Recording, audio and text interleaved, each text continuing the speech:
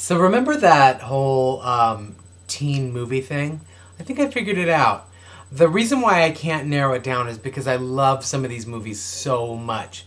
And so what I decided to do was do this weekly video of what it is about specific teen movies that I like. And then I'll just kind of incorporate, you know, the ones that fit that topic. So the first one that I'm going to do this week is on dark comedy and satire in teen movies, high school movies, you know, coming of age movies. So that's going to be later this week. The rest of this video, which I'm not going to do a whole lot of, although I am going to try to do that middle thing where I do something crazy, and we'll see what goes. I will tell you that I do have a book haul that pissed me off. All right, so it's, you know, it's from Amazon, right? And what is wrong with this cover of If I Stay by Gail Forman? What's wrong with that? That's not right. I was livid. Well, you know. Also, I got DM Cornish's Foundling from the Monster Tattoo series, and this is not the cover I ordered. I really like the look of the other ones, although this does have cool maps on the inside. I still had to complain. Of course, I'm a complainer. You know what? And I don't complain a whole lot because I just don't. I also got a $3.60 copy of Kiss Me Deadly because I give it away all the time because it's got my short story in it, which I don't even like all that much. That's a secret between you and I because it's one of those things where my story in Kiss Me Deadly, it's called Vermilion, and it's it takes place long after the trilogy that I have in mind that starts with Velveteen, and so I didn't want to really refer to a whole lot of things that were going to happen during the trilogy, and so it kind of comes off as a little bit confusing, even to me. Plus, and I don't know if you know this, and this is not a huge secret in the world of writers, but the amount of money you get paid for an anthology is staggeringly low. You'll be very surprised. Most of you probably spend more money on books in a month than an author, even a bigger name author, makes on the selling the rights to an anthology story, even an anthology story that's 50 pages long. So basically, it's almost like you're giving it away. But you spend a lot of time on these things, and that's it. You know, it's one of those things where, you know, you really have to weigh out whether it's going to be worth it to kind of donate your time for a story and get it out there. So it becomes a lot of these stories, and the reason why I think people dislike some of the short stories in these anthologies is that sometimes they hit, sometimes they, you know, they don't, and that's because the author has to spend most of their time on the stuff that makes them money, because it's a job, and the short stories don't do that. So that's a secret. That's your insider publisher secret of the day. Ding.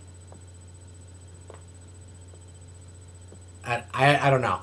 Somewhere in there I was hoping to put some kind of a thing. I'll put a thing, and then that'll be the center of the video.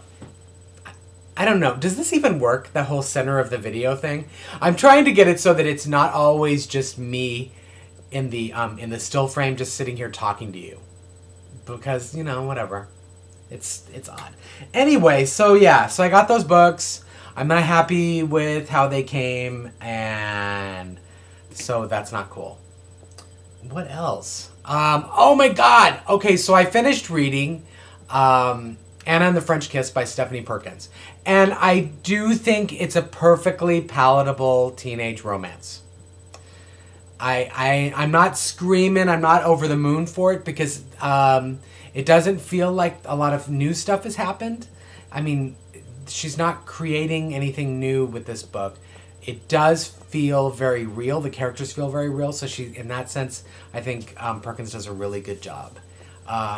And it was definitely very romantic and kind of wonderful. But what I did like about the book is that it referenced a lot of other books that, and one author in particular that I'm really, hold on.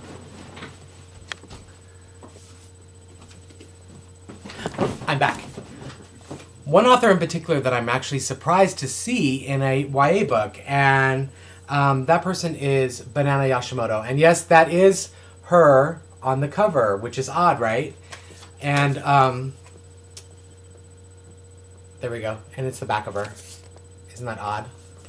Anyway, this is Kitchen. This book in particular is referenced a lot in Anna and the French Kiss. And it's like a it's actually like a story and then a short story. So it's like more like novellas. But I mean, it's good stuff. It's really interesting. It's very literary, and it's not at all what I expected. Her follow-up book is called NP, and this is actually a murder mystery. Unless I'm completely wrong. I have to tell you, I bought these like in the, I want to say early 90s, possibly late 80s. These are pretty old. Hold on. Are you looking at my bald spot? You could be, right? Let's see, 93. But it was written in 98. I mean, 88. So these are kind of old, but the covers are always really cool. They have the fold outs, they have the deckling on the pages, and anyway, if it's any indication, you know, this was considered a trade paperback when I bought it. It was $6.29. So back in the early 90s, people paid $6.29 for adult trade paperbacks and not $15. That's how much it's gone up in not too long. How long? 17 years? Something like that, right? That's a big increase in that short amount of time. I wish I had a hardback book to show you now that I'm talking about it. But anyway, so that's what I wanted to say. I don't have any, I'm reading the Absolutely True Diary of a Part-Time Indian by Sherman Alexie right now. And that book is so awesome and so well written, and the voice is so spot on that I am breezing through that. I think I'll be done probably today. I started it yesterday. And yeah, it's a super quick read. And I love it. That's it.